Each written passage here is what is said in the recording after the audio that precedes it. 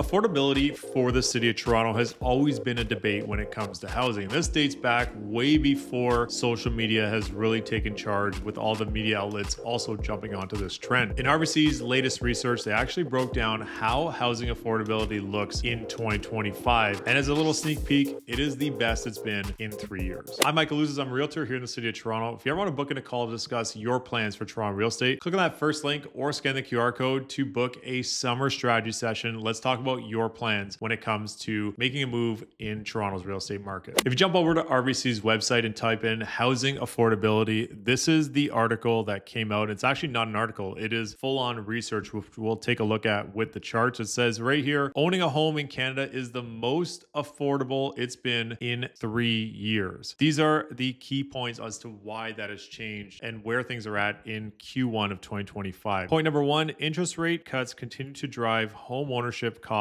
lower. This goes on to say that the slight easing in home prices and sustained household income gains also contributed to lowering RBC's aggregate affordability measure for Canada to 55.1% in Q1 2025. This is down almost 5% from a year earlier. It does go on to mention that prices are still a long way from more attainable pre-pandemic levels. Steady improvements in the past 5 quarters have reversed only roughly a third of the loss of affordability nationwide.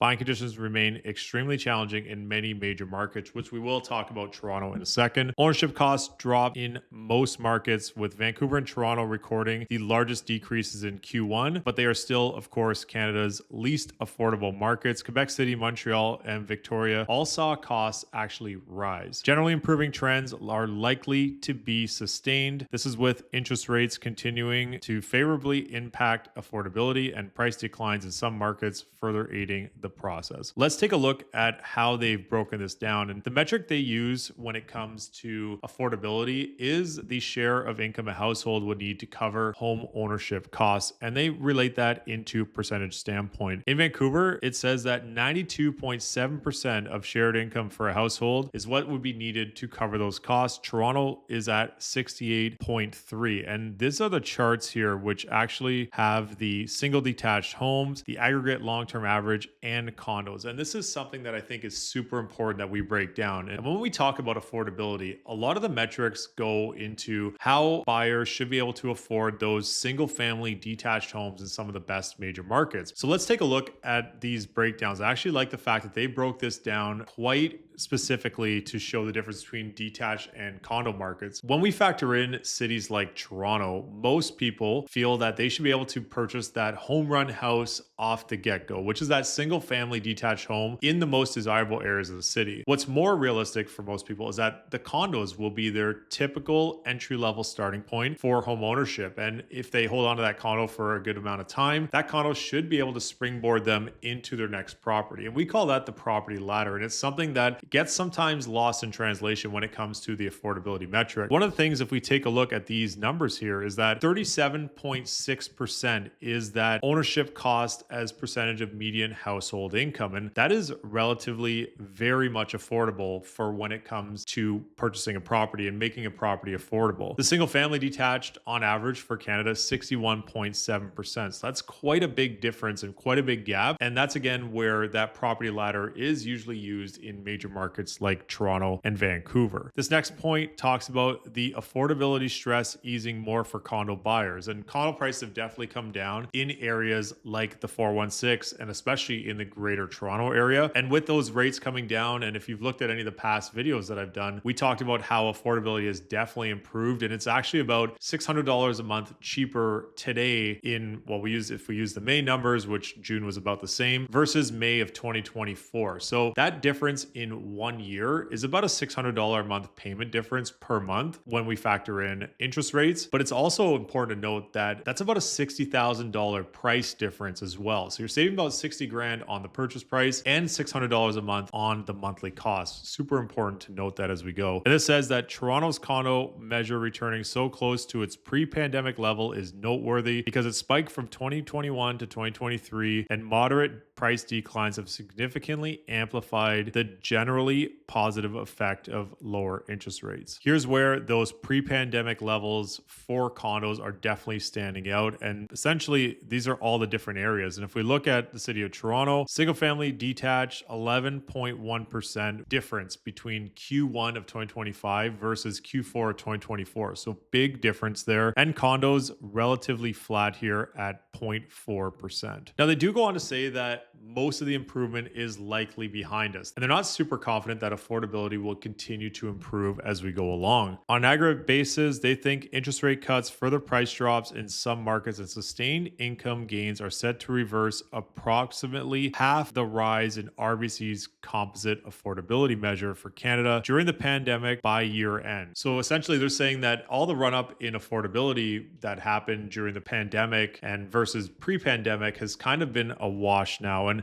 it does say that any further progress gets trickier once interest rates stabilize, because then it rests entirely on the evolution of home prices and household income, the denominator in RBC's affordability measures. This is where we see over the pre-pandemic how things jumped up from 2020 going all the way up here to Q4 2023 and then coming back down. And they actually predicting it just kind of stabilizes in through the Q4 of 2026. In fact, it increases just a smidge from Q2 of 2025. And that's definitely something that we should keep in mind, is that prices have come down quite a bit. We've actually been hovering around $1.1 million here in the city of Toronto for basically 3 years. We had that huge interest rate increase in July of 2022, and basically prices have been the same since. We haven't really seen much growth since 2022 in July. We're basically flat across the board, and that number is about 1.1 million on average for Greater Toronto Area. If we take a look at where rates were at that time, they're not too crazily far off where we are today. However, those rates went up significantly last year into the start of 2024, and then they also started coming down through the first half of 2024, and they've come down actually significantly since. So with rates coming down in 2025 and pricing staying around that 1.1 million, that's where that affordability is getting better for most buyers. This does mention that affordability issues back on the front burner, with trade war derailing Canada's housing market recovery this spring, as worries about the potential economic fallout prompted many buyers to retreat to the sidelines. Recent de-escalation on tariffs, however, could be alleviating some fears. There's been a lot of discussion in tariffs this year, and we don't really know how that's going to play out as we go along. And it'll be interesting to see as we get through the summer of 2025 if anything's resolved and how that plays out for the fall market. But until these things get solved, we are essentially in somewhat of a standstill going here moving forward. We've seen the lowest sales that we have seen here through the first half of a year basically ever, and that would put us on trend for almost half of what sales were in 2021, the highest ever sales year, and even lower than 2024, which was the lowest sales year that we have seen basically ever in Toronto real estate. That being said, prices are remaining pretty sticky. Now, it does depend on the product type and what exactly you're looking for, but overall, if we use that average price, which just basically clumps it all into an average, that 1.1 has been the number we've been saying for